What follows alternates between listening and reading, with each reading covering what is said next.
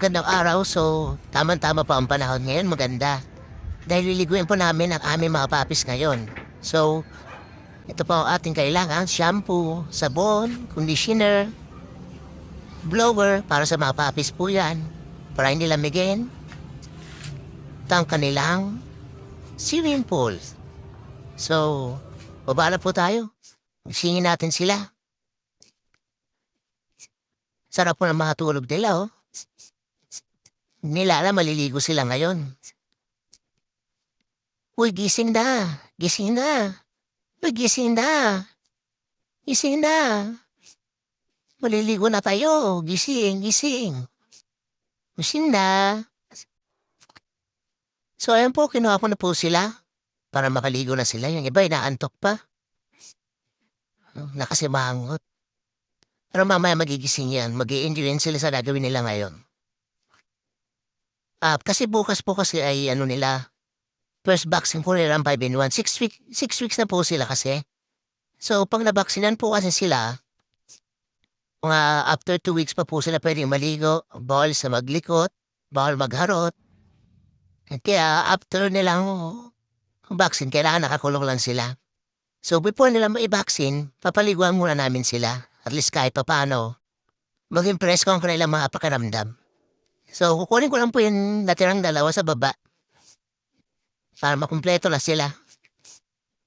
Nagising na sila eh. Excited na sila oh. Ito na po yung dalawa. Yan, gising na.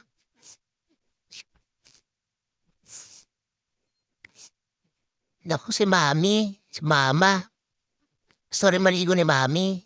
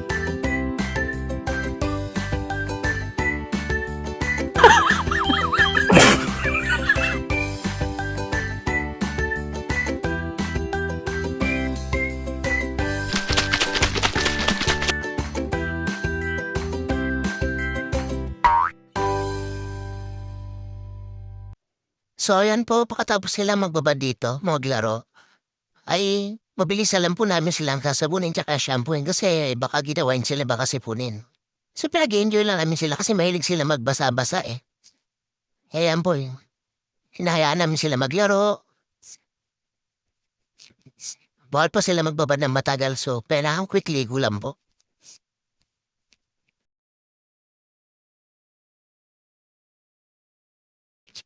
So ayan po, tapos na namin sila ma-shampoo at ma-sabon. So ayan po, parang napagod po sila. Ayan po, binablower ko yan, tulog. Sobrang nag-enjoy po sila at napagod. Kailangan din nila yun para ma-refresh sila.